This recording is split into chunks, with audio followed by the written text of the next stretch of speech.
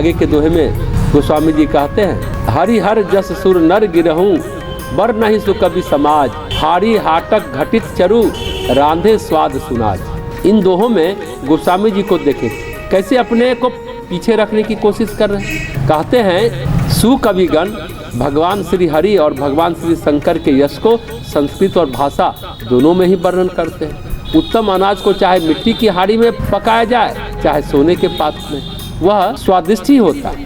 भगवान तो उत्तम है, सुनाज श्रेष्ठ अनाज है। वाल्मीकि जी संस्कृत भाषा में लिखते हैं वे सोने के पात्र हैं और अपने को गोस्वामी जी मिट्टी की हाड़ी समझते हैं, पर कहते हैं राम कथा रूपी श्रेष्ठ अनाज स्वादिष्ट रहेगी, सचमुच स्वादिष्ट ही रहेगी।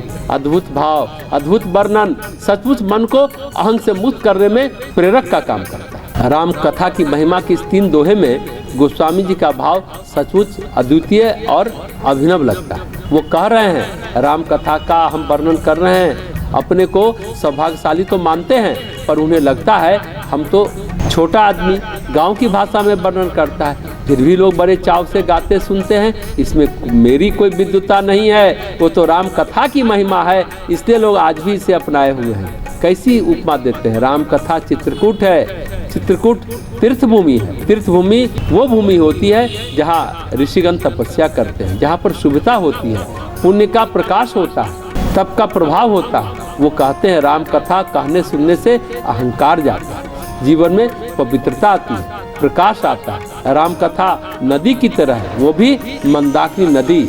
मंदाकिनी नदी की महिमा है, वो केवल चित्रकूट क्षेत्र में बहती है। चित्रकूट खत्म, मंदाकिनी खत्म। मंदाकिनी प्राकृतिक नदी नहीं है। हमने पहले कहा सती अनुसुईया के तप बल से विंध्य पर्वत से एक नल की तरह पानी झरता है, झरने की तरह। कई स्रोत हैं नल की तरह से, कई स्रोत होते हैं पानी के, एक नल की तरह से होता है। मंदाकिनी मतलब सरसता तो कथा की सरसता चित्त में बहती है, विराजती है। ऐसी भूमि जो तप और पुण्य से अपलावित है, चित्रकूट परम तीर्थ है, वहाँ तप पुण्य भक्ति वैराग्य ज्ञान बसता है। ये अत्रि महर्षि का क्षेत्र है। अत्रि अनुसुईया राम सीता यहाँ रहते हैं। संपूर्ण चित्रकूट को कौन सींचता है? मंदाकिनी। तो चित्त को कौन सींच रहा है? राम कथा। राम की और कथा की सरसता, सजलता, प्रेम पूर्ण भक्ति रस सब भिगोते हैं चित्रकूट यानी चित्त को।